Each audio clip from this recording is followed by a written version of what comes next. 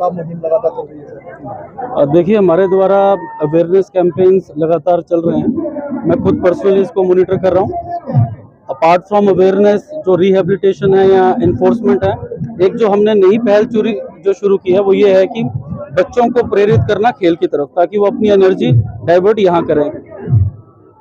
जितने भी गांव में हमें लगता है कि कुछ प्ले ग्राउंड्स जो कि अब बंजर हैं, यहाँ वहाँ क्लीनिनेस की जरूरत है, वहाँ हमारे द्वारा डिस्ट्रिक्ट पुलिस द्वारा 4 टीम्स बनाई हैं, हैंडबॉल की, कबड्डी की, वॉलीबॉल की और क्रिकेट की। वहाँ जाके हम नेटिव्स जो विलेजेस हैं उनके साथ हम क्रिकेट खेल रहे हैं, हैंडबॉल खेल रहे हैं।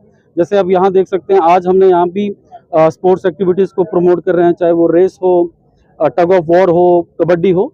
तो हमारा मेन मोटो यही है कि हम युवा को की एनर्जी को डाइवर्ट करें और खेल कूद की तरफ उन्हें प्रेरित करें।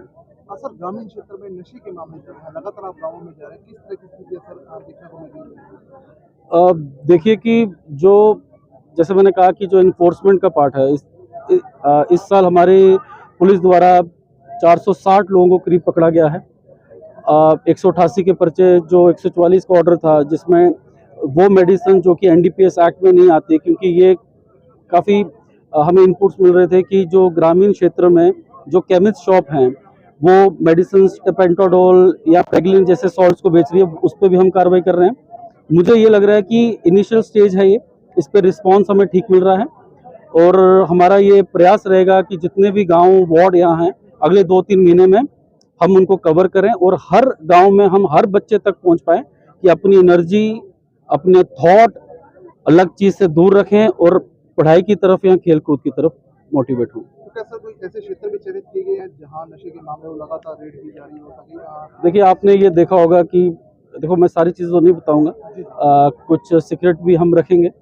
जैसे आपने देखा होगा पिछले 10 दिन में जेजे कॉलोनी में ही हमने 4 से 5 बारी कॉम्बिंग ऑपरेशंस किए हैं। जैसे जैसे इनपुट मिलेगा वैसे वैसे हम कार्रवाई करते रहेंगे।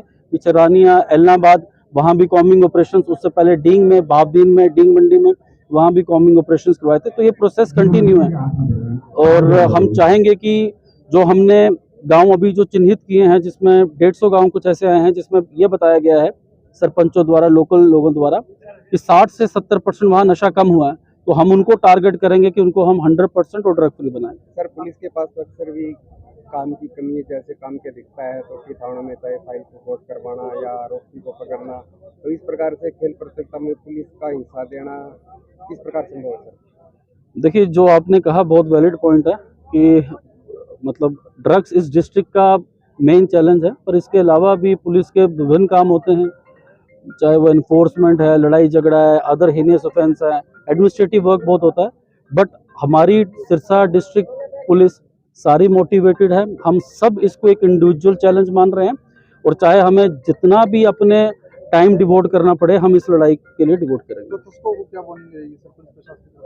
देखिए, वार्निंग मैसेज क्लियर है, आप देख रहे होंगे कॉम्बिंग ऑपरेशंस हैं।